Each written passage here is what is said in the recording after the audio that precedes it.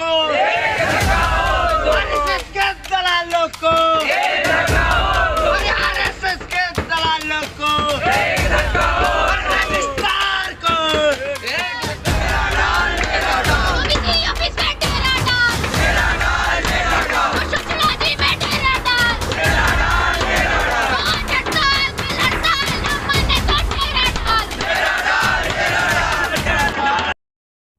Jamia world, इंसाफ की आवाज़। और मैं हूं बिलाल मंसूरी और जामिया मिल्लिया इस्लामिया की एक स्टूडेंट जो एमफिल कर रही थी सफूरा जरगर।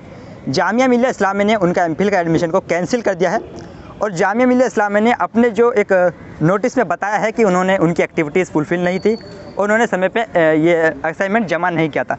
लेकिन इसके अलावा सफूरा जरगर का अपना एक तर्क है। तो मैं सफूरा जरगर से बात कर रहा हूँ, हमारे साथ सफूरा जरगर हैं।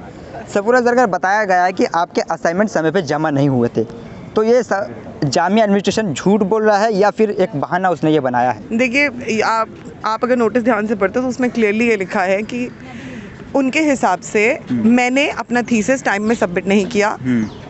और वो टाइम में सबमिट क्यों नहीं किया? क्योंकि उन्होंने मुझे एक्सटेंशन नहीं दिया। और वो क्लियरली लिख रहे हैं कि उन्होंने मुझे एक्सटेंशन डिनाई कर दिया क्योंकि मेरी सुपरवाइज़र को लगा कि मेरा काम सेटिस्फैक्ट्री नहीं है।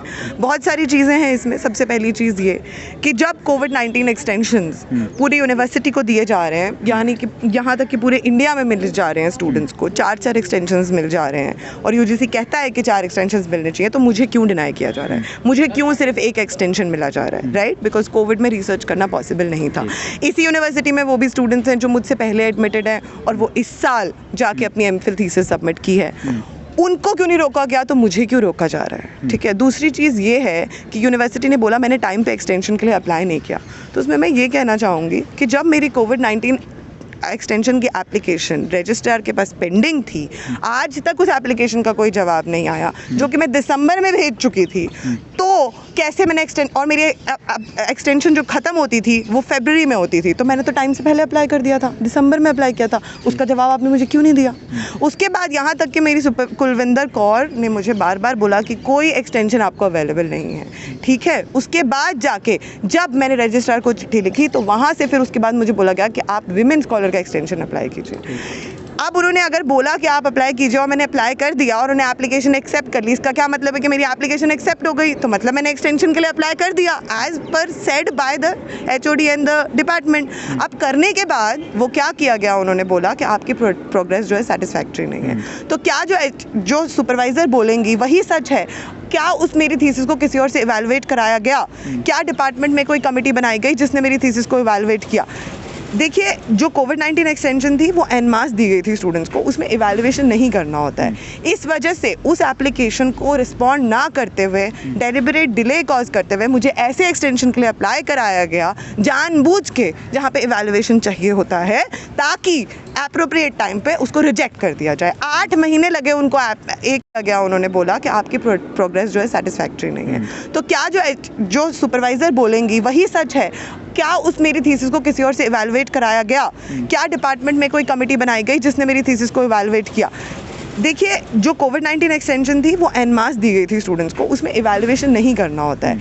इस वजह से उस एप्लीकेशन को रिस्पॉन्ड ना करते हुए, डेलिबरेट डिले कॉज करते हुए मुझे ऐसे एक्सटेंशन के लिए अप्लाई कराया गया जानबूझ के, जहाँ पे इवैल्यूएशन चाहिए होता है, ताकि एप्रोप्रिएट टाइम पे उसको रिजेक्ट कर दिया जाए। 8 महीने लगे उनको एक स्कॉलर का जो एक्सटेंशन एप्लीकेशन है उससे डील करने में, तो ज़रूर कुछ बात गलत हुई है।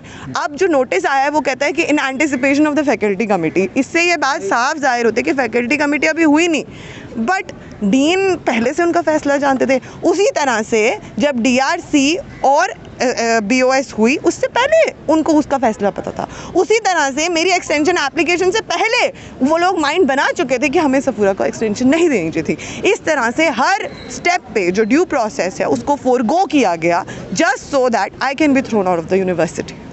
एक यहाँ पे आपने बहुत बड़ी बात कही है कि आपको दूसरा मौका दिया गया था। दूसरा मौका आपको दूसरा नहीं, मुझे 3 मौके दिए, 3 मौका दिया गया। आपको एक वुमेन वाला दिया गया था और एक्सेप्ट किया गया। आपकी एप्लीकेशन एक्सेप्ट कर ली थी, अभी आपने बताया, और उसके बावजूद आपका रिजेक्ट कर दिया गया, यानी एक प्री प्लान था। नंबर 1 बात तो यहाँ पे जामिया प्रशासन के सामने यही बात है। दूसरी बात, हम देखते हैं कि अक्सर जो है स्टूडेंट्स अगर फेल होते हैं तो उनको बैक पेपर देना पड़ता है, लेकिन एडमिशन कैंसिल करा अभी तक हमने नहीं सुना था। तो जाहिर है ये किसी ना किसी राजनीति के तहत आपके साथ ऐसा हो रहा है। देखिए एमफिल में कोई असाइनमेंट्स नहीं होते, कोई टेस्ट नहीं होते हैं, और यहाँ तक कि ऑर्डिनरीली अंडर ऑर्डिनरी सर्कमस्टांसिस भी कभी सुपरवाइज़र ऐसा नहीं कहता कि प्रोग्रेस सेटिस्फैक्ट्री नहीं है। आपने 3 साल में मुझे क्या सिखाया? अब आप 3 साल के बाद जबकि सारी प्रोग्रेस रिपोर्ट्स पे आप अच्छा रिमार्क्स लिख के दे रहे हो, फाइनली अब जब एक्सटेंशन देने की बारी आ रही है तो आप मना कर रहे हो। तो वाई जो सुपरवाइज़र ने अपना डिसीजन सडनली क्यों बदल दिया? मतलब this is a very important question to raise.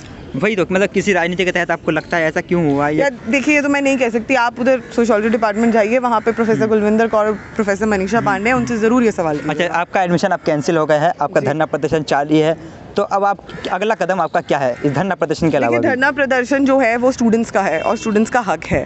तो चाहे मैं इस यूनिवर्सिटी में रहूँ या ना रहूँ, मुझे ऐसा लगता है इस यूनिवर्सिटी से आवाज़ उठती रहनी चाहिए।